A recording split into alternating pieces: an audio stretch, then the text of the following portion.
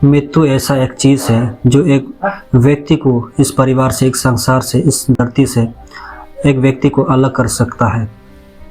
लेकिन प्रेम ऐसा एक चीज़ है जो बाइबल हमें बताते हैं, प्रेम ऐसा एक चीज़ है जो मृत्यु भी हमें अलग नहीं कर सकता।